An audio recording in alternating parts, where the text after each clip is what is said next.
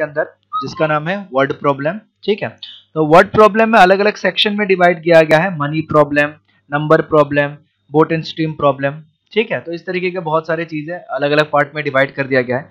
तो आज हम लोग बेसिकली मनी मैटर्स के ऊपर देखते हैं कि मनी प्रॉब्लम कैसा होता है। ठीक है, ध्यान से देखिएगा, बड़ा ही आसान है। सबसे पहले क्वेश्चन दिया गया है कि मनी प्रॉब्लम का क्वेश्चन किस तरीके का आया जाता है। क्वेश्चन दिया गया 8 chairs and 5 tables for a classroom cost ₹10,500, यानी कि 8 चेयर और 5 टेबल का अगर हम लोग खरीदते हैं किसी क्लासरूम के लिए, किसके लिए खरीदते हैं चलिए फर्क नहीं पड़ता, हम लोग दाम में फोकस करते हैं। 8 चेयर और 5 टेबल का जो खर्चा है वो खर्चा कितना है, 10,500 रुपया। While 5 chairs and 3 table cost 6,450, but 5 chair और 3 टेबल का खर्चा कितना पड़ता है, 6,450। Find the cost of each chair and that of each table. ठीक है, चलिए मैंने ऐसा लिख दिया कि लेट, सॉल्यूशन में ध्यान से देखिएगा, सब लोग सीखने की कोशिश कीजिएगा। Let cost of each chair, ठीक है, एक चेयर का जो कॉस्ट है उसको मैंने मान लिया चलिए ₹X, and cost of each table, ठीक है, इज इक्वल टू ₹Y। ठीक है, हमने क्या मान लिया, एक चेयर का कॉस्ट ₹X ले लिया, एक चेयर का कॉस्ट ₹Y ले लिया। अगर एक चेयर का कॉस्ट ₹X है तो 8 चेयर का कॉस्ट कितना होगा, 8x। बहुत बढ़िया, 8x। दूसरा, एक टेबल का कॉस्ट अगर Y है तो 5 टेबल का कॉस्ट कितना हो जाएगा, 5। ठीक है, और ये दोनों मिला के कितना आ रहा है, कितना रुपया आ रहा है, 10,500, यानी कि 10,500। ठीक है, चलिए ऐसे लिख देते हैं 10,500। ठीक है, उसके बाद 5 चेयर का कॉस्ट कितना हो जाएगा, 5x। ठीक है, 3 टेबल का कॉस्ट कितना हो जाएगा, 3y। ये मिलके कितना आ रहा है, 6,450। ठीक है, हमें बोला गया है कि find the cost of each chair and that of each table, यानी कि ईच चेयर का कॉस्ट हमने क्या ले रखा था, x, ईच टेबल का कॉस्ट हमने क्या ले रखा था, y, यानी कि हमें क्या करना है, x और y का वैल्यू निकालना है सिंपली। तो x और y का वैल्यू निकालने के लिए हमारे पास टोटल कितने मेथड है, हमारे पास टोटल 3 मेथड हम लोग यूज कर सकते हैं। हम लोग सब्स्टिट्यूशन यूज कर सकते हैं, हम लोग एलिमिनेशन यूज कर सकते हैं, हम लोग क्रॉस मल्टीप्लिकेशन, कोई भी यूज कर सकते हैं। ठीक है, तो क्या करेंगे, किसमें ज्यादा मजा आएगा, चलिए देखते हैं क्या करते हैं इसमें। चलिए एलिमिनेशन यूज कर लेते हैं। ठीक है, एलिमिनेशन यूज करके देखते हैं इसको। चलिए ले लेते हैं 1, बट क्रॉस मल्टीप्लिकेशन मेरे को पसंद आता है। चलिए क्रॉस मल्टीप्लिकेशन करते हैं, डायरेक्ट आंसर निकलेगा, अगली बार एलिमिनेशन यूज करेंगे। ठीक है, तो हम लोग इसको लिख लेते हैं 8x plus 5y minus 10,500 is equal to 0। इसको लिख दिया, चलिए 5x plus 3y minus 6,450 is equal to 0। उसके बाद हम लोग क्या करेंगे, 5 3 माइनस 10,500 माइनस 6,450, फिर 8, फिर 5, फिर 5 3। आप लोग कोई भी मेथड यूज कर सकते हैं, मैं पहले ही बता रहा हूं। ठीक है, फिर हमारे पास आ जाएगा x, इधर आ जाएगा y, इधर आ जाएगा 1। ठीक है, सबसे पहले ये दोनों मल्टीप्लाई करेगा, ये दोनों मल्टीप्लाई करेगा, तो हमारे पास, पहले इसको मैं बड़ा कर लेता हूं थोड़ा सा। ओके, सबसे पहले ये दोनों मल्टीप्लाई करेगा, मतलब 5 इंटू माइनस 6,450 माइनस ये दोनों मल्टीप्लाई करेंगे 3 इंटू माइनस 10,500, यही था ना 10,500, I hope it is correct, 10,500 या। अगली बार में क्या होगा, अगली बार में ये दोनों मल्टीप्लाई करेंगे। ठीक है, ये दोनों मल्टीप्लाई करेंगे तो हमारे पास क्या आ जाएगा, minus 10,500 into 5 minus 8 into minus 6,450। ठीक है, उसके बाद ये हो गया, उसके बाद ये आ जाएगा 3 8 इंटू 3 8 इंटू 3 माइनस 5 इंटू 5। ठीक है, ये आ गया हमारे पास। चलिए बहुत बढ़िया, अब x का वैल्यू निकालना है तो डायरेक्टली हम लोग x का वैल्यू निकाल सकते हैं, इसीलिए मैं क्रॉस मल्टीप्लिकेशन यूज करता हूं। तो x का वैल्यू हमारे पास आ जाएगा डायरेक्टली 5 माइनस 5 इंटू 600 450 माइनस के प्लस हो जाएगा 3 इंटू 10,500, ठीक है, डिवाइडेड बाई कितना आ जाएगा 3 8 जा 24 माइनस 25, ये तो -1 आ जाएगा सिंपली, ठीक है। और y का वैल्यू कितना आ जाएगा, y का वैल्यू हमारे पास आ जाएगा -10,500 इंटू 5, ये आ जाएगा प्लस 8 इंटू 6,450 और इधर कितना आ जाएगा -1। कोई मेरे को बता पाएगा x का वैल्यू कितना आएगा डायरेक्टली?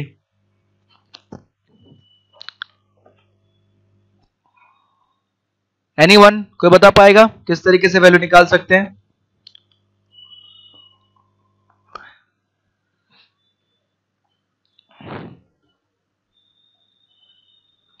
कोई बता पाएगा किस तरीके से वैल्यू निकाला जा सकता है?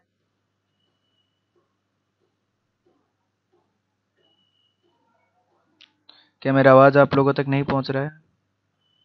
आ रहे हैं। हाँ तो बताइए।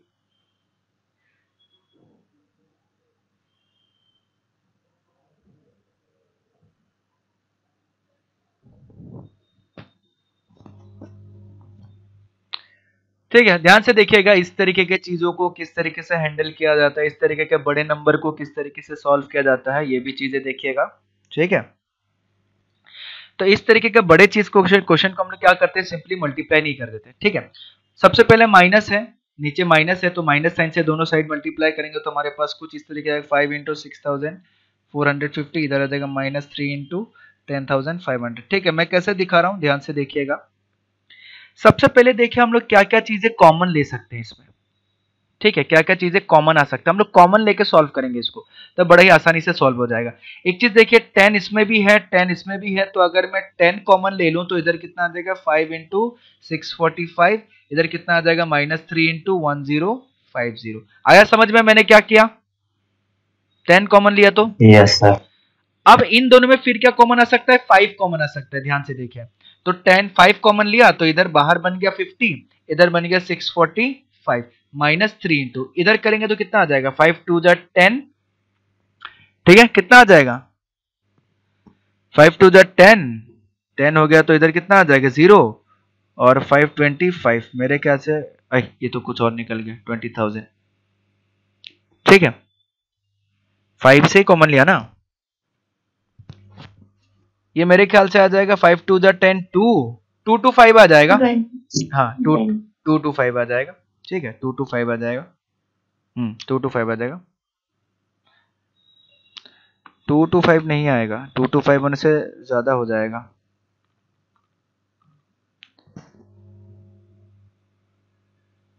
नहीं नहीं 2 to 5 ही आएगा,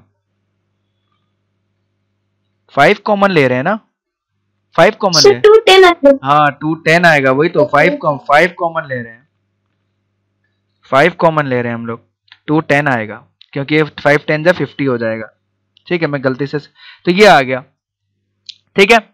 अब देखिए अब क्वेश्चन कैलकुलेशन करना आसान हो गया, इधर हो गया 50, इधर हो गया 645 माइनस 3 2 जा 6 3 1 जा 3 630, ठीक है, तो इधर कितना आ गया 50 इंटू 645 माइनस 630 कितना हो गया 15, हो गया कि नहीं, सही है क्या, मैं सही लिखा हूं?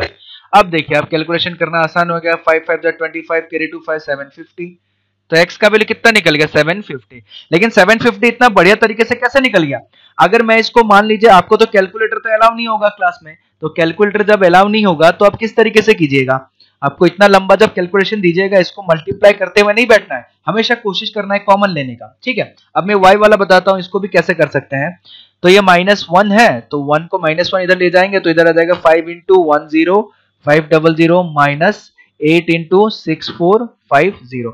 सबसे पहले इन दोनों में से भी 10 कॉमन ले सकते हैं, अगर 10 कॉमन ले लिया तो मेरे पास कितना आ जाएगा 5 इंटू 1050 माइनस 8 इंटू 645, ठीक है।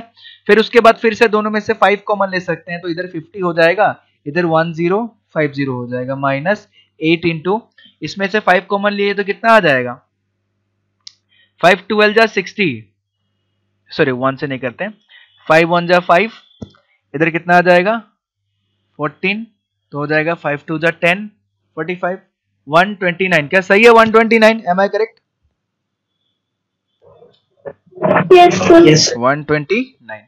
ठीक है, तो चलिए 129 सही है हमारा। अब देखिए होगा क्या, ये 50 इधर ले लिया, इधर 1050, इसको 8 से मल्टीप्लाई करना आसान है। 8 9 जा 72, कैरी 7, 8 2 जा 16, ठीक है, 16 प्लस 7 कितना हो गया 23, 3 कैरी 2, 8 1 जा 8, 9 0, 1032। अब देखिए 1000 हटा दीजिए 50 में से 32, 50 में से 32 हटा दिया तो कितना बचा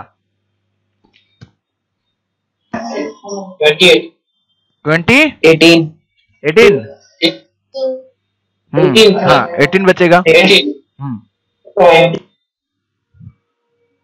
ठीक है, तो कितना हो जाएगा 50 इंटू 18. 18, सही है। 30 चला गया 20, 2 चला गया 18, तो मेरे पास कितना आ जाएगा 5 8 जा 40, 04, 5 1 जा 5, 9 900, सही है। Yes, sir. देखिए अब अगर हम इसको कैलकुलेट करने बैठ गए ना, पूरा का पूरा सॉल्व करने के लिए बैठ गए, तो हमारे क्या बहुत समय लग जाएगा। तो इसमें से क्या हम लोग तरीका भी सीखते हैं थोड़ा सा इसमें सॉल्व करने का तरीका, कि बड़ा बड़ा इक्वेशन बड़ा बड़ा नंबर आए तो हम लोग किस तरीके से सॉल्व करें। ठीक है, अगर मैं इसको कैलकुलेट करने बैठ गया 5 5 जा 25, ये 5 2 5 5 2 5 1 2, इतना बड़ा नंबर आ गया, फिर प्लस ये माइनस है, फिर प्लस 8 5 जा 40 0 के, तो ये बहुत बड़ा कैलकुलेशन बन जाएगा।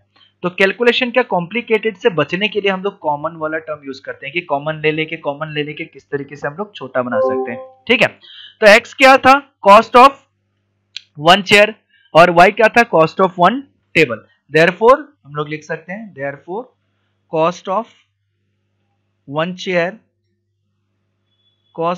चेयर इक्वल टू कितना आ जाएगा ₹750 एंड कॉस्ट ऑफ 1 टेबल। एक टेबल का जो कॉस्ट आएगा cost of 1 table is equal to ₹900। ठीक है, एक चेयर का कॉस्ट कितना आएगा ₹750 और एक टेबल का कॉस्ट कितना आएगा ₹900। आया समझ में किस तरीके से क्या गया। यहां तक अगर हमारा आ गया उसके बाद तो हम सिर्फ और सिर्फ 3 मेथड है, 3 मेथड में से कोई भी मेथड लगा के सॉल्व कर देना है। ठीक है, एक और एग्जांपल बताता हूं, ये समझ में आया फर्स्ट वाला। इसके बाद तो समझने लायक कुछ है भी नहीं, इसके बाद तो हम लोग सॉल्व कर रहे हैं बस, और सॉल्व तो हम लोग बहुत दिन से कर रहे हैं अभी। ठीक है, अगला देखिए, अगला भी कुछ इसी तरीके का बड़ा नंबर दिया गया है। The coach of a cricket team buys 7 bats and 6 balls for ₹13200। Later he buys 3 bats and 5 balls for ₹5900। Find the cost of each bat and each ball. क्या मेरे ख्याल से ये बन जाएगा आप लोगों से question? Yes sir. Yes, sir. ठीक है, मैं चाहूंगा कि ये क्वेश्चन आप लोग खुद से बना लेना। ये टेबल चेयर खरीद रहा था, ये बैट बॉल खरीद रहा है। ठीक है, चीजें सेम ही है, एक टेबल चेयर खरीद रहा था, एक बैट बॉल खरीद रहा है, सेम चीज है। अगला क्वेश्चन देखते हैं। 37 pen and 53 pencil together cost 37 pen and 53 pencil together cost ₹955 while 53 pen and 37 pencil cost 11,115. Find the cost of a pen that of a pencil. क्या ये क्वेश्चन बन जाएगा? Yes sir. वो टेबल चेयर खरीद रहा था, ये बैट बॉल खरीद रहा है, ये पेंसिल पेन खरीद रहा है, बस सबका दाम अलग अलग है, बाकी सारा चीज तो सेम ही दिया हुआ है। ठीक है, अगला क्वेश्चन देखते हैं। ऐसा क्वेश्चन देखेंगे जहां पे थोड़ा सा दिक्कत आए, वो सब मैं सॉल्व करके बता देता हूं, बाकी सब। Taxi charges in A city consist of a fixed charges and the remaining depending upon the distance traveled in kilometers. If a person travels 60 km, he pays ₹960, and for traveling 80 km, he pays ₹120. Find the fixed charges and the rate per kilometer. बहुत बढ़िया, ये question थोड़ा सा अलग है, तो इस question को हम सॉल्व करते हैं, देखते हैं क्या आंसर आ सकता है।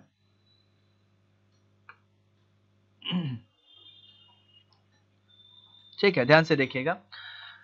बोला गया है, ए taxi charges in a city consist of fixed prices and a remaining depending upon the distance traveled in kilometer.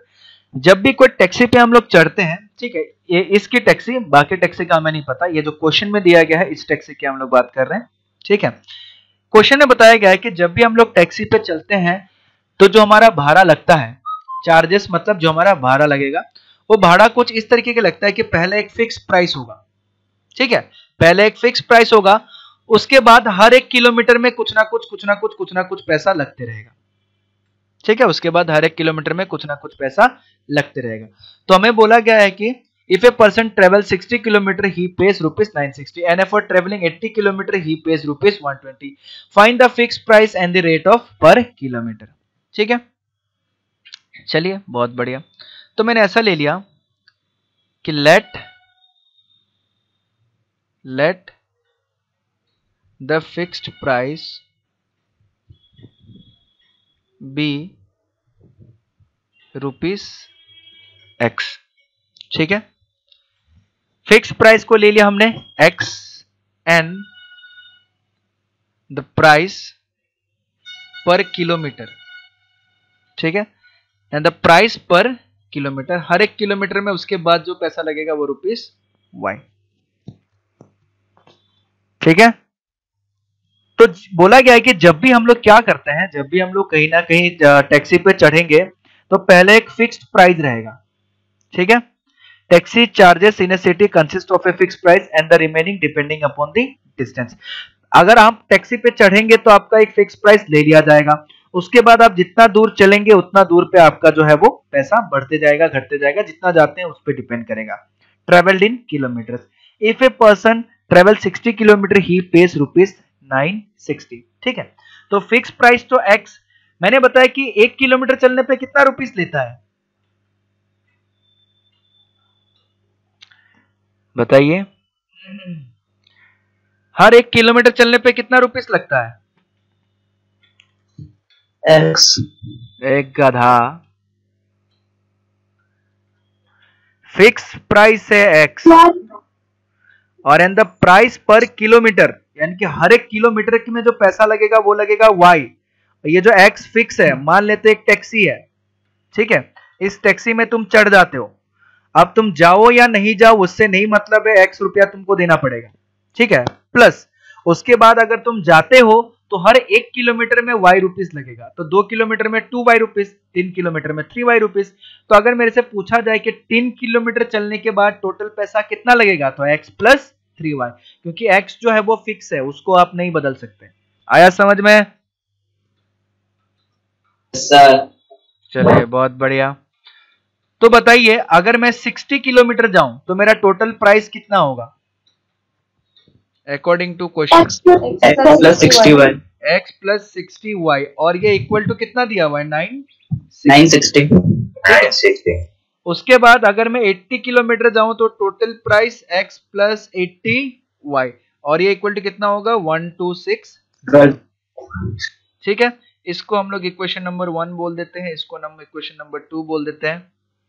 ठीक है, हम लोग एलिमिनेशन मेथड यूज करेंगे, बड़ा ही अच्छा लगेगा एलिमिनेशन मेथड यूज करने में। ठीक है, क्योंकि देखा जा रहा है कि x को 1 - 2 कर दूंगा तो x डायरेक्टली एलिमिनेट हो जाएगा, तो चलिए 1 - 2 कर देते हैं, तो x plus 60y minus x plus 80y is equal to 960 minus 1260। ठीक है, तो ये हमारे पास कितना आ जाएगा? x plus 60y minus x minus 80y is equal to 960 minus 1260 कितना होगा? 60 कट गया, कितना? 300। बहुत बढ़िया, माइनस 300, यस वेरी गुड। ये x और x कट गया, ये हो जाएगा 60, ये हो जाएगा minus 20y is equal to minus 300। ठीक है, माइनस माइनस कट गया, तो कोई बता पाएगा y इक्वल टू कितना आएगा? 15। Very good, y equal to 15। ठीक है, तो हर 1 किलोमीटर चलने का कितना रुपीस लग रहा है? रुपीस 15। अब x का वैल्यू निकालना है, x का वैल्यू निकालने के लिए क्या करेंगे? y का वैल्यू हमारा निकल गया, किसी भी एक में सब्स्टिट्यूट कर देंगे, हमारा x का वैल्यू निकल जाएगा। ठीक है, किसी भी एक में y का वैल्यू सब्स्टिट्यूट कर देंगे, हमारा x का वैल्यू निकल जाएगा। ठीक है, सब्स्टिट्यूटिंग वैल्यू ऑफ y इन 1, चलिए 1 में ही सब्स्टिट्यूट कर देते हैं, x plus 60y, x plus 1 जो है क्या है? x प्लस 60y, y का मतलब कितना है? 15। ठीक है, इक्वल टू कितना दे रखा है? 960। ठीक है, तो x का वैल्यू कितना हो जाएगा? x is equal to 960 minus 60 into 15। इसमें से फिर से 10 कॉमन ले सकते हैं, तो 10 कॉमन लिया तो 96 माइनस 6 इंटू 15, 6 इंटू 15 कितना हो जाएगा 90, 6 इंटू 15 कितना 90 होगा ना, 2 में 30 30 30, हाँ 90 हो जाएगा, तो 10 90 तो कितना आ गया 60 आ गया। देखा, फिर से कॉमन लिया तो हमारा क्वेश्चन आसान बन गया। ठीक है, तो x का वैल्यू निकल गया 60, y का वैल्यू निकल गया 15, तो फिक्स्ड प्राइस कितना है 60। Therefore the fixed price is rupees 60 and rate per kilometer is rupees 15। ठीक है, यानी कि अगर आप गाड़ी पे चढ़ गए तो बिना कुछ सोचे समझे आपको 60 रुपए देना ही पड़ेगा, उसके बाद हर एक किलोमीटर में आपको कितना 15 रुपए करके देना पड़ेगा। ठीक है, चलिए कुछ और क्वेश्चन देखते हैं। क्वेश्चन बोला गया है a part of monthly hostel charges in a school is fixed and the remaining depending on the number of days has taken a food in the mess. When a student takes a food for 22, मेरे ख्याल से ये बन जाएगा। Yes sir. इसमें बैठने पे fix ले रहा था, इसमें हॉस्टल जाने पे फिक्स प्राइस ले रहा है। ठीक है, उसमें बाकी पर किलोमीटर में चार्ज करता था, इसमें हर दिन में चार्ज कर रहा है। ठीक है, जितना दिन रहेगा उतना ज्यादा पैसा लगेगा, इसमें जितना किलोमीटर रहिएगा उतना पैसा लगेगा। तो ये वाला भी आपके लिए होमवर्क है। दूसरा, the monthly income of A and B are in the ratio 8:17 and their expenditure are in the ratio 9:16 if each saves per month then find the income. चलिए बहुत बड़े इसको करते हैं। ठीक है, ध्यान से देखिएगा। सबसे पहला चीज, आपका सैलरी आता है। ठीक है, आपका तो नहीं आता है, आप लोग बच्चे हैं अभी। ठीक है, सैलरी जो होता है यानी कि आपके पास जो पैसा आता है पर मंथ पे, ठीक है, सैलरी को हम लोग क्या बोलते हैं, इनकम। ठीक है, अब मान लीजिए आपके पास अगर पैसा आएगा तो आप पैसे का दो चीज कर सकते हैं। ठीक है, वो दो चीज क्या क्या है, कौन बता सकता है? आपके पास अगर इनकम आए, सेविंग एंड एक्सपेंडिचर। आपके पास अगर पैसा आए तो या तो आप दो चीजें करेंगे, या तो पैसा को सेव करेंगे यानी कि बचा के रखेंगे, ठीक है, सेविंग, या तो आप उस पैसे को खर्च करेंगे, एक्सपेंडिचर। ठीक है, या तो आप ऐसा भी कर सकते हैं कि आपको अगर 10 रुपए मिले तो आपने 2 रुपए बचा लिया, आपने 8 रुपए खर्चा कर दिए। ठीक है, तो जो हमारा टोटल इनकम होता है, इनकम किस चीज का बना हुआ रहता है, सेविंग और एक्सपेंडिचर से हमारा इनकम बनता है। ठीक है, तो हमारा जो भी इनकम मिलता है, जो भी इनकम हमें मिलता है, इनकम इक्वल टू हमारा कितना हो जाता है, सेविंग प्लस एक्सपेंडिचर। ठीक है, एक्सपेंडिचर का मतलब खर्च, सेविंग मतलब जितना बचत हमने किया। ठीक है, तो ये हो जाता है हमारा इनकम। इनकम मतलब हमारा कितना होता है, सेविंग एंड एक्सपेंडिचर। याद रहेगा, इनकम मतलब क्या होगा, सेविंग प्लस एक्सपेंडिचर। क्योंकि अगर मेरे पास 10 रुपया इनकम हुआ तो मैंने 2 रुपया सेव किया, 8 रुपया खर्च कर दिया, तो टोटल 8 और 2 मिला के कितना इनकम हुआ था, 10 रुपए इनकम हुआ था। जितना इनकम होगा उतना ही ना बचाइएगा, उतना ही ना खर्च करिएगा, उससे ज्यादा थोड़ी हो सकता है। आया समझ में? Yes sir. Find the monthly income of each. ठीक है, चलिए इसमें चले जाते हैं।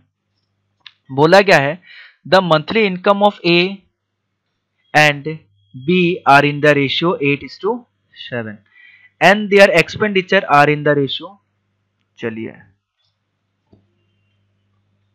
बहुत बढ़िया। ठीक है, चलिए सबसे पहले इनकम ऑफ ए की बात करते हैं। ठीक है, आई ए को मैं ऐसा ले लेता हूं, इनकम ऑफ ए। ठीक है, मंथली इनकम्स, ओके। आई बी, उसका मतलब इनकम ऑफ बी, मेरे हिसाब से मान लेते हैं इनकम ऑफ बी। ई ए मतलब एक्सपेंडिचर ऑफ ए, हम मान ले रहे हैं ऐसे ही। ठीक है, expenditure of A. E B मतलब एक्सपेंडिचर ऑफ बी।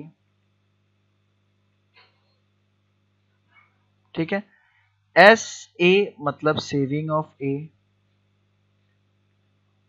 ठीक है, और एस बी मतलब सेविंग ऑफ बी। ठीक है, कि हमने अपने मन से कुछ कुछ नाम बना लिए ताकि हमें क्वेश्चन करने में आसानी हो। ठीक है, तो सबसे पहले ए और बी का इनकम का जो रेशियो है वो 8:7, यानी कि income of A is to income of B is equal to कितना दिया हुआ है 8:7। इसका मतलब income of A by income of B is equal to 8/7। ठीक है, यानी कि हम इसको ऐसे भी लिख सकते हैं 7 into income of A is equal to 8 into income of B. चलिए इसको नंबर 1 से हम लोग सेव कर देते हैं। ठीक है, अकॉर्डिंग टू क्वेश्चन पहला हमें ये रिलेशन दिया गया है। दूसरा रिलेशन क्या दिया गया है, and their expenditures are in the ratio 19:16। ठीक है, एक्सपेंडिचर का मतलब क्या हो जाएगा, ई ए और ई बी। ये कितना दिया हुआ है हमारे पास, ये हमारे पास दिया हुआ है 19:16, सॉरी 19:16।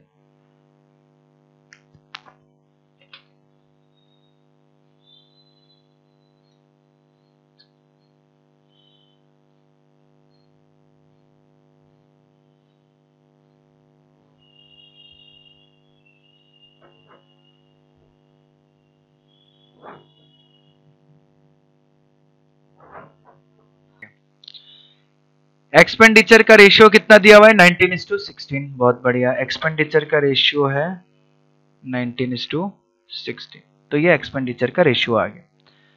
अगर किसी कारण से आपका स्क्रीन ऑफ हो जाता है तो फटाफट फिर से ज्वाइन कीजिएगा, ये वाला क्वेश्चन हम लोग खत्म करेंगे। ठीक है, तो इनकम के बारे में दिया था, एक्सपेंडिचर के बारे में दिया गया था।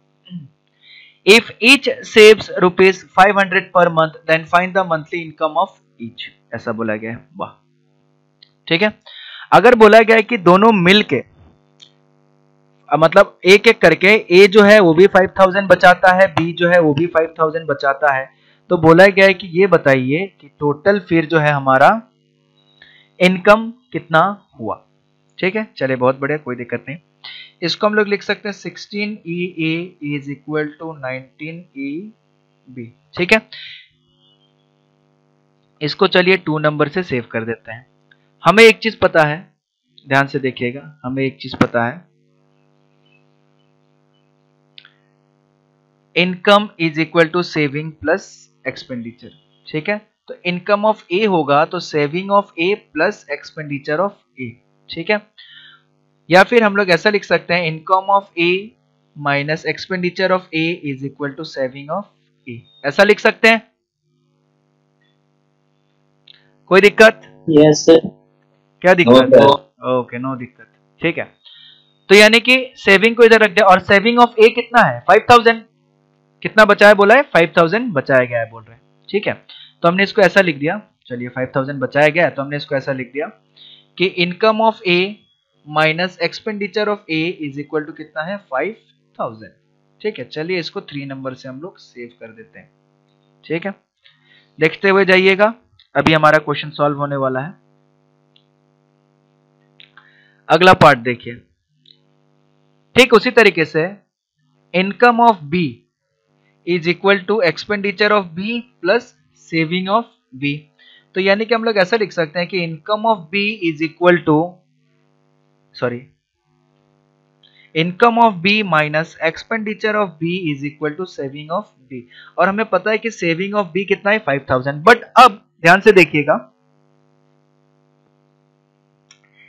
इनकम ऑफ बी जो है उसको तो मैं ऐसे भी लिख सकता हूं कि income of B is equal to 7/8 income of A. ठीक है, चलिए इसको मैं 1 बना देता हूं, ऊपर वाले को नहीं बना के। ठीक है, एक्सपेंडिचर ऑफ बी अगर हमको निकालना हुआ तो मैं ऐसा भी लिख सकता हूं कि expenditure of B is equal to 16/19 expenditure of A. इसको मैं 2 नंबर से सेव कर देता हूं। आया समझ में मैंने क्या किया, इस इक्वेशन में से आई बी निकाल लिया, इस इक्वेशन में से ई बी निकाल लिया। ठीक है, यस सर। तो आई बी इक्वल टू कितना आ गया 7/8 आई ए। ठीक है, minus E B equal to कितना निकल गया 16/9 ई ए, और इक्वल टू किसके बराबर हो जाएगा 5000 के बराबर हो जाएगा। ठीक है, इसको थोड़ा सा और सिंप्लीफाई कर देते हैं हम लोग। मैं एक बार फिर से देख लेता हूं कहीं कोई गड़बड़ी तो नहीं हुआ है। EB 16/19 सही। इसको थोड़ा सा और सिंप्लीफाई करेंगे तो हमारे पास कैसा आ जाएगा। चलिए सिंप्लीफाई करने का जरूरत नहीं है, ऐसे ही रख देंगे, सिंप्लीफाई करेंगे झूठ मूठ का बड़ा हो जाएगा। ठीक है, तो ये आ गया हमारे पास। चलिए 4 नंबर, ये भी IAEA में है, ये भी IAEA में है। ठीक है, अगर मैं IA को x मान लूं, अब देखिएगा इधर साउंड क्लियर आ रहा है मेरा? Yes sir. Yes sir. अब देखिएगा इधर IAX है, EA सॉरी इधर IA दिया हुआ, ये दिया हुआ, IA दिया हुआ, ये तो क्या सॉल्व करने में दिक्कत हो रहा है। ठीक है, अगर मैं IA को x मान लूं और इसको EA को y मान लूं तो हमारा क्या हो जाएगा, x minus y is equal to 5000। ठीक है, और इधर हमारे क्या हो जाएगा 7/8x, क्योंकि IA को हमने x माना है, minus 16/9y is equal to 5000। देखो अब देखने में क्या थोड़ा सा जान पहचान लग रहा है, दैट मीन्स फेमिलियर। फेमिलियर मतलब फैमिली का आदमी जैसा जान पहचान लग रहा है। ठीक है, तो x minus y equal to 5000, 7/8x minus 16/9y equal to 5000। ठीक है, अब क्या हम लोग इसको सॉल्व कर सकते हैं, x और y का वैल्यू निकाल सकते हैं। अगर x और y का वैल्यू निकाल दिया तो क्या निकल गया, IA और EA निकल गया, यानी कि इसका इनकम और एक्सपेंडिचर निकल गया A का। अगर A का इनकम और एक्सपेंडिचर निकल गया तो उस हिसाब से A का इनकम निकल गया, तो उस हिसाब से B का इनकम भी निकल जाएगा। A का एक्सपेंडिचर निकल गया, उस हिसाब से B का एक्सपेंडिचर भी निकल जाएगा। यानी कि सिंपली हमें क्या करना है, ये दोनों लीनियर इक्वेशन को सॉल्व करना है और दूसरा कोई काम नहीं है अपने को। ठीक है, जब हमें क्या फाइंड आउट करने के लिए बोला था, find the monthly income of each, तो यानी कि हमें सिर्फ और सिर्फ x ही निकालना है। ये x निकाल लूंगा तो इनकम निकल जाएगा, A का इनकम निकल गया तो B का इनकम भी निकल जाएगा। आया समझ में? तो मैं चाहूंगा कि ये वाला क्वेश्चन आप लोग खुद से सॉल्व करें। ठीक है, इसके आगे लीनियर इक्वेशन है, लीनियर इक्वेशन आप लोग खुद से सॉल्व कर सकते हैं। जहां दिक्कत आया, प्रॉब्लम आया, सॉल्व नहीं हुआ, वहां हम लोग डिस्कस करेंगे, बट इसमें कोई प्रॉब्लम आना नहीं चाहिए। थोड़ा सा कैलकुलेशन लंबा होगा बट कोई प्रॉब्लम नहीं आना चाहिए। ठीक है, उसके बाद प्रॉब्लम हम नंबर्स आएगा, प्रॉब्लम और नंबर्स हम लोग नेक्स्ट क्लास में पढ़ेंगे। आप ध्यान से सुनिए, कल तो मैथ्स का क्लास है नहीं, संडे को भी मैथ्स का क्लास है नहीं, तो मैं चाहूंगा कि कल आप लोग जो भी बचा कुचा एक्सरसाइज का क्वेश्चन था उसको कंप्लीट कर लीजिए। फिर उसके बाद जो भी ये अभी मैं कितना क्वेश्चन बचा हुआ है यहाँ पे,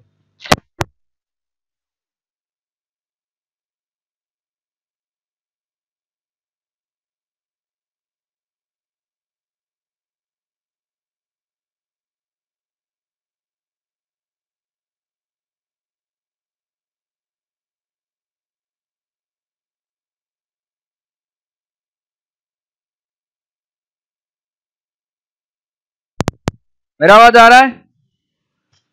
यस सर। तो ये क्वेश्चन नंबर 9 तक आप लोग अभी सॉल्व कीजिए, फिर उसके बाद जो भी बचा कुचा कल का क्वेश्चन था वो भी सॉल्व कीजिए। तो 2 दिन में पूरा का पूरा क्वेश्चन सॉल्व करके कंप्लीट कर दीजिए। फिर मंडे को हम लोग नंबर बेस्ड प्रॉब्लम के बारे में देखेंगे। ठीक है, यस सर। चलिए, थैंक यू।